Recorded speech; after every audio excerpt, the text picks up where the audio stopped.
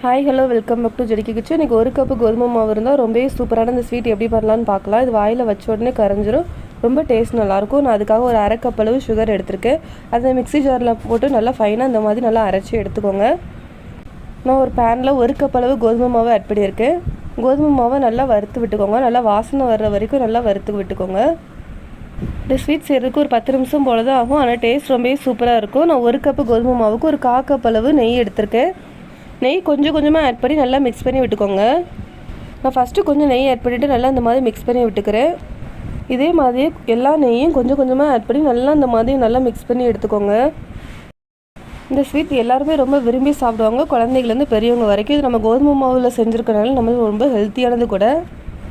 மாவு இந்த கன்சிஸ்டன்சி வர வரைக்கும் நல்லா இந்த மாதிரி நல்லா மிக்ஸ் பண்ணி எடுத்துக்கோங்க. நான் இப்போ ஒரு 3 ஏலக்காய் இடித்து வச்சுருக்கேன், அதையும் உள்ள ஆட் பண்ணிக்கிறேன்.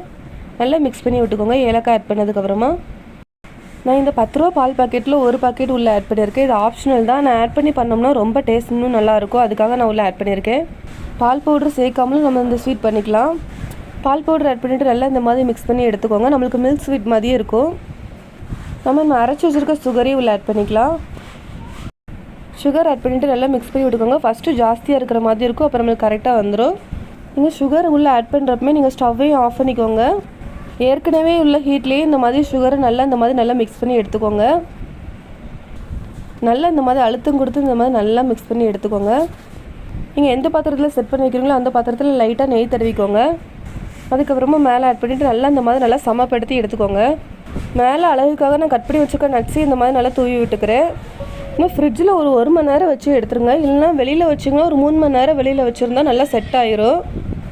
1 மணி நேரம் கழித்து நல்லா அந்த கத்தியை வச்சு லைட்டாக இந்த மாதிரி கட் பண்ணி எடுத்துக்கோங்க. உங்களுக்கு எந்த ஷேப்பில் வேணுமோ அந்த ஷேப்பில் நீங்கள் கட் பண்ணி எடுத்துக்கலாம். நான் இந்த மாதிரி கட் பண்ணி எடுத்துக்கிறேன், ஸ்கொயர் ஷேப்பில் கட் பண்ணி எடுத்துக்கிட்டு.